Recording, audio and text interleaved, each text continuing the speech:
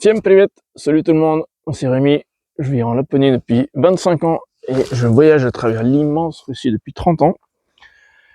Et c'est pour ça que j'ai créé cette chaîne, c'est pour te faire découvrir en fait la Russie sous plusieurs facettes. Aujourd'hui, on va parler de l'archipel arctique du Spitzberg, où la Russie justement a laissé une trace très durable.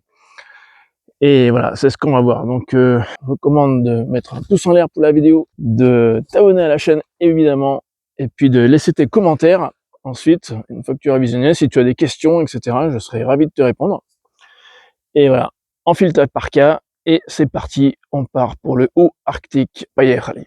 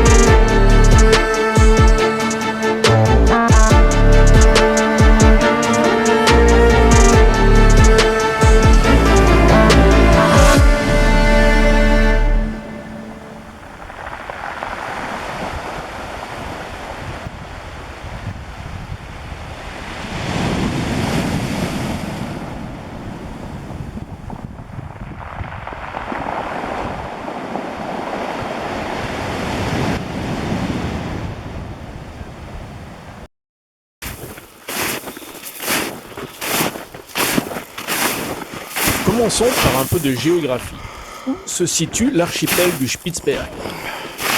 Situé dans le haut Arctique européen, à l'est du Groenland, entre le 74e et le 81e degré de latitude nord et le 10e et 35e degré de longitude est, les terres émergées de l'archipel du Spitzberg font 2 fois la taille de la Belgique, soit un peu plus de 61 000 km², mais sont recouvertes à presque 60% de glaciers. L'île principale de cet archipel est également celle qui abrite la presque totalité de la population insulaire, soit environ 3000 habitants, répartis sur 3 localités et quelques bases scientifiques isolées. L'île du Spitzberg, donc, fait à peu près la taille de la Suisse, environ 40 000 km², et la capitale porte le nom d'un homme d'affaires états-unien, j'ai nommé Longyearbyen, soit la version norvégienne de l'original Longyear City, le fondateur de la cité minière. Ce qui n'a donc rien à voir avec le fait que l'année y serait longue. L'archipel est officiellement découvert en 1596 par Willem Barents, un navigateur et explorateur néerlandais qui a donné son nom à titre posthume à plusieurs entités géographiques et toponymes arctiques comme la mer de Barents, la région de Barents, l'île de Barents, qui est d'ailleurs l'une des îles de l'archipel qui nous intéresse aujourd'hui, et le village de Barentsburg. C'est lors de sa 3e expédition pour découvrir le fameux passage du Nord-Est, soit un passage marchand plus rapide de l'Europe vers l'Asie, que l'équipage aperçut un ours blanc qui nageait non loin du rivage d'une île qui fut immédiatement baptisée île aux ours. Une semaine plus tard, et après 3 jours passés dans une brume épaisse, les 2 navires de l'expédition découvrent des sommets montagneux très acérés, pointés de ladite brume, qui enfin daignent se lever. Ce sont les fameuses Spitzbergen ou montagnes pointues du nord-ouest de l'île qui portent encore ce nom. Malheureusement pour l'équipage, la glace stoppera leur élan dès la fin du mois d'août et les hommes se verront hiverner sur l'île russe de la Nouvelle-Zamble ou Novaya Zemlya, ce qui signifie en russe « Nouvelle Terre ». Barents finira ses jours le 20 juin suivant, épuisé, en tentant de regagner la Norvège à pied. Un film néerlandais très sympa a été tourné sur le sujet et, bien qu'il contienne quelques erreurs historiques, je vous recommande de le visionner. Mais alors, quel rapport avec les Russes et avec la Russie? Ben, j'y viens. Il s'avère que les habitants des rives de la mer Blanche, dans le nord-ouest de la Russie, un peuple de chasseurs-pêcheurs dénommé Pomors, ce qui signifie au bord de la mer, Pomorie, a laissé une trace capitale dans l'histoire de l'archipel de Spitzberg. La mer Blanche étant une mer ouverte uniquement vers le nord, vers l'océan Arctique, elle gèle entièrement l'hiver, ce qui explique son appellation. À l'opposé, les côtes norvégiennes et le port de Murmansk et de Seviermarsk, qui sont sous l'influence du Gulf Stream, courant du Golfe en français, un courant marin qui nous vient du golfe du Mexique, d'où son nom, restent libres de glace toute l'année. Ce célèbre courant tropical de surface finit par s'essouffler le long de la côte ouest de l'île du Spitzberg. Logiquement donc, toutes les terres à l'est de cette île sont prises par les glaces la majeure partie de l'année. Mais alors revenons à nos Pomors. Qui sont-ils, d'où viennent-ils et que faisaient-ils à des latitudes pareilles?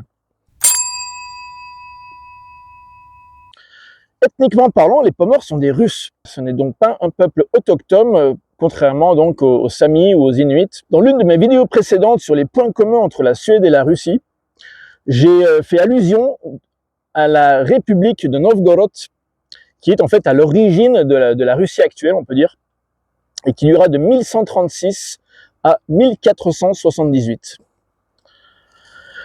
Quoi qu'il en soit, et pour revenir à notre archipel perdu dans le haut Arctique, les Pomors ne pouvaient vivre que partiellement de l'agriculture et étaient donc un peuple de chasseurs-pêcheurs.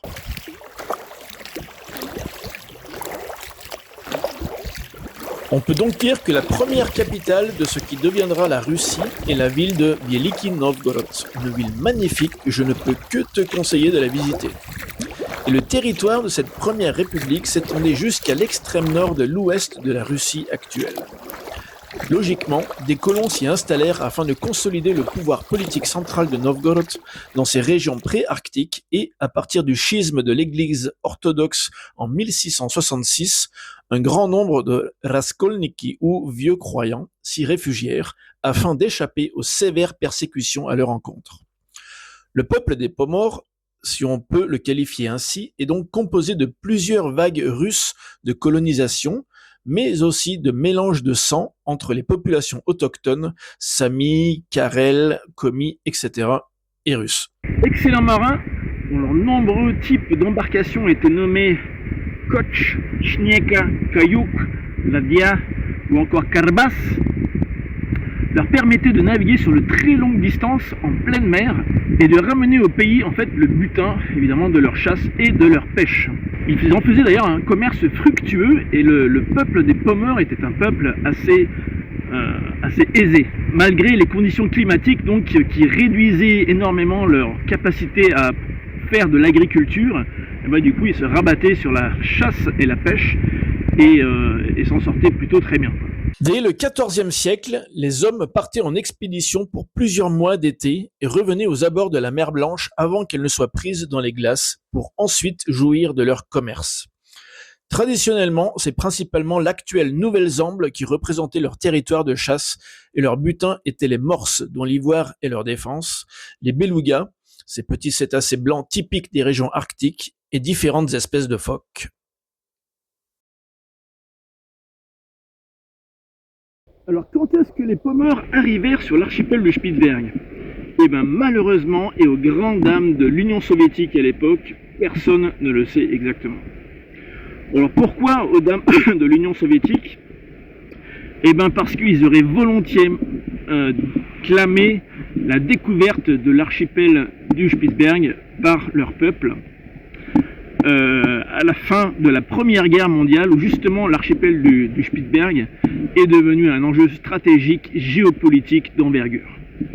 Ce qui est par contre absolument certain, c'est que les Pomors détiennent le record absolu de durabilité sur l'archipel du Spitzberg. Ils y sont restés de façon saisonnière évidemment, mais environ 4 siècles, donc dès la deuxième moitié du XVe siècle et jusqu'au XIXe siècle. Alors pourquoi ils en sont soudainement partis justement au cours du XIXe siècle? Et c'est principalement pour des raisons économiques et pour une concurrence qui était devenue en fait bien trop déloyale et bien trop importante à leurs yeux. Voilà, c'est tout simplement, ce n'était plus rentable. Leurs premiers hivernages accidentels datent du XVIIIe siècle, mais furent par la suite délibérés et de plus en plus nombreux afin de développer la chasse au renard polaire pour son épaisse fourrure hivernale blanche. De nombreuses stations de chasse furent construites à différents endroits de l'archipel et elles étaient constituées pour la plupart d'une maison commune pouvant accueillir une vingtaine d'hommes, d'une forge et d'un sauna, ce qui rend l'identification archéologique des restes de ces campements relativement aisée.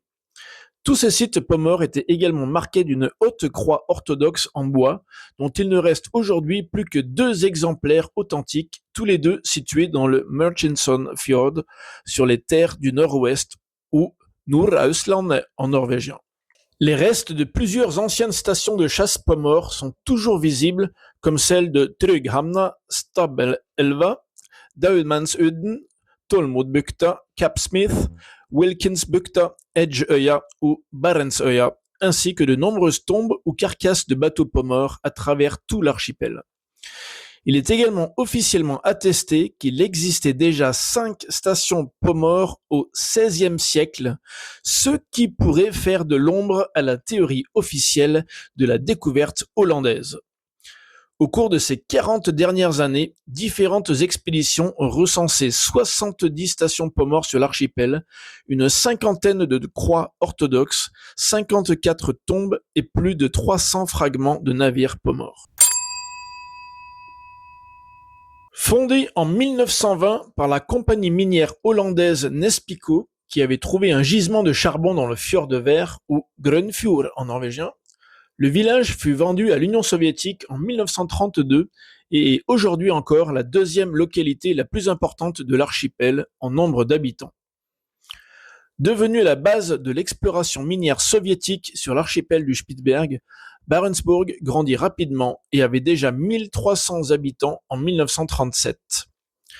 Cette localité, située à seulement une cinquantaine de kilomètres de Longyearbyen, n'a jamais été reliée par aucune route.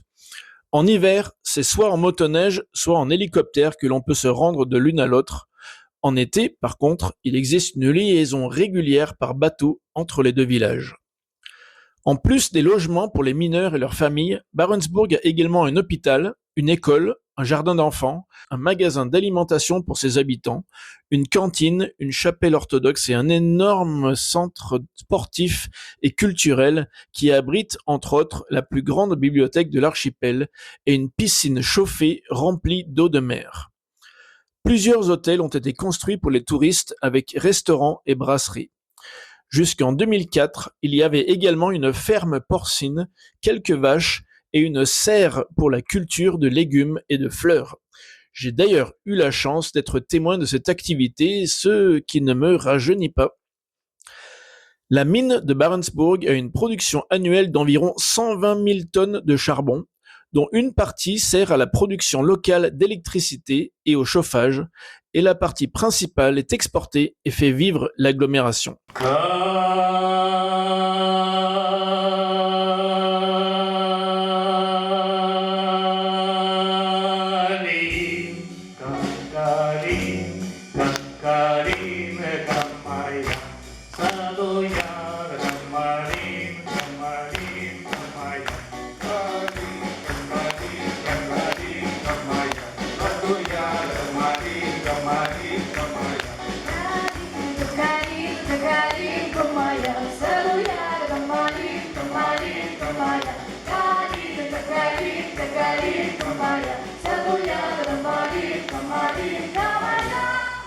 Le plus ancien village minier soviétique s'appelait Grumant et était situé environ à mi-chemin entre Longyearbyen et Barentsburg. L'extraction de charbon y dura de 1931 à 1961, ce qui en fait le village minier dédié à l'extraction de charbon à l'existence la plus courte sur l'archipel. Une autre localité soviétique, puis russe, est celle de Pyramide. Fondée en 1910 par le Suédois Bertil Högboom, la cité minière fut vendue à l'Union soviétique en 1926 et l'extraction de charbon y dura jusqu'en 1998. 1300 habitants, mineurs et leurs familles, y vivaient à son apogée. Aujourd'hui, ce village fantôme est devenu une attraction touristique et une dizaine d'employés y vivent à l'année pour y gérer la fonctionnalité.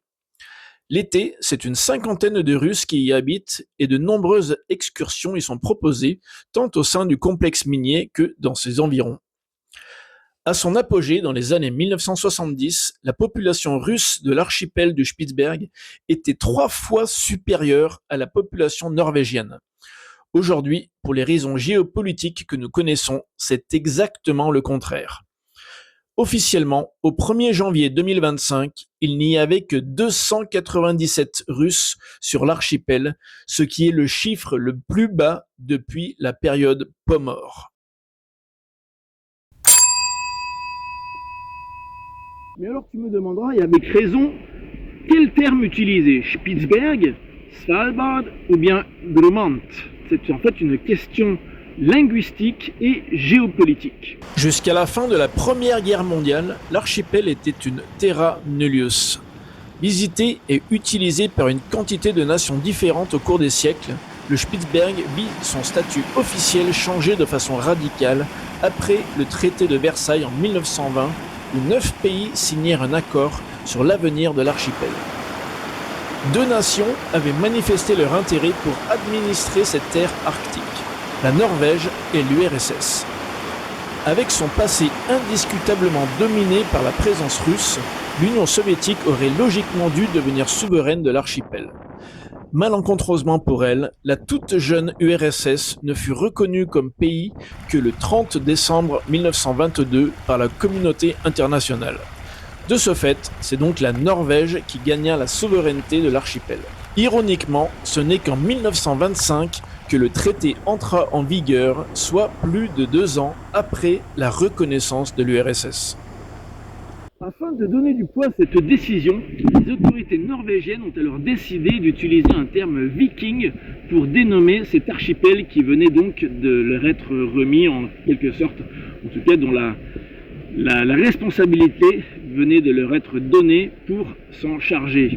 Alors le mot Svalbard désignerait signifierait les côtes froides.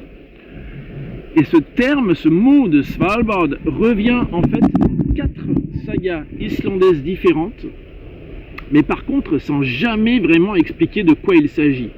Donc on s'imagine les Vikings sur leur drakkar. Alors les drakkars, le mot de drakkar il n'est pas très correct historiquement parlant, mais moi tu sais de quoi je parle, qui partaient donc de la Norvège au départ, puis de l'Islande vers le nord, donc vers le Groenland, vers l'Amérique du Nord, et éventuellement donc après une tempête ou on ne sait pas trop quoi, ils seraient arrivés donc à une côte qu'ils n'auraient pas vraiment identifiée, donc c'est un endroit qu'ils ne connaissaient pas et qui leur paraissait assez inhospitalier et qu'ils auraient donc dénommé Svalbard, donc les côtes froides, sous-entendu les côtes hostiles, inhospitalière, pas sympa, bref, voilà, c'était pas un endroit où vous avez envie de rester.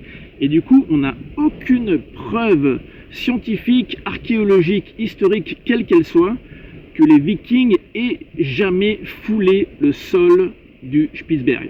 Voilà, donc le terme de Svalbard est principalement, on va dire, une invention, entre guillemets, norvégienne ou scandinave à échelle plus large, pour donner donc plus de poids à leur autorité sur l'archipel. La partie du traité de Versailles relative à l'archipel s'appelle bien Spitzberg et non Svalbard, bien que ce soit aujourd'hui le terme accepté par une majorité. Pourtant, la langue française, mais aussi allemande et russe, pour n'en citer que 3, préfère encore la dénomination de Spitzberg, qui est historiquement fondée et rend hommage à la découverte officielle de l'explorateur néerlandais Willem Barents. Et Grumant alors, qu'est-ce que c'est? Le terme de Grumant ou Grumant, pour respecter la prononciation d'origine, est quasiment inconnu en Occident, mais provient des Pomors. Encore eux! À ces époques reculées, où les connaissances géographiques étaient encore assez vagues, Grumant dénommait une terre arctique qui aurait pu être rattachée au Groenland. Le terme fut d'ailleurs repris en 2012 par les Russes de Barentsburg afin de baptiser leur entreprise touristique, toujours active à ce jour. Aujourd'hui, le Svalbard norvégien comporte toujours des spécificités administratives et légales très particulières, car l'un des points majeurs du traité du Spitzberg de 1920, toujours en vigueur aujourd'hui, est de donner une parité absolue à tous les pays signataires. Au nombre de 9 à son origine, ils sont aujourd'hui une bonne quarantaine, dont la Chine, l'Inde, la République tchèque ou l'Italie, pour n'en citer que quelques-uns. La Norvège ne fait pas exemple à ces règles, mais se doit en plus de les faire appliquer dans la pratique et d'administrer l'archipel en prenant en compte tous ces paramètres. Aussi, l'argent des impôts reste sur le territoire insulaire, aucune retraite ni chômage n'est versé sur l'archipel et aucune naissance ni mise en terre n'y sont autorisées. Une personne habitant au Spitzberg reste donc toujours attachée à sa commune d'origine, quelle que soit sa nationalité. Nous venons de voir une partie importante du patrimoine russe de cet archipel du bout du monde, mais je tenais aussi à te montrer son incroyable nature en images, afin de peut-être te donner envie de visiter un jour ces contrées magiques du haut Arctique. D'ailleurs, toutes les prises de vue dans cette vidéo sont de mon cru, puisque j'ai travaillé 17 ans sur l'archipel, bien que de façon saisonnière, en passant entre 1 et 6 mois sur place chaque année durant cette longue période de ma vie. Pour finir sur une anecdote assez cocasse, sache que de tout temps, il y a plus d'ours blancs que d'humains sur cet archipel dénué de population indigène. Les chances de rencontrer le roi de l'Arctique sont donc très grandes.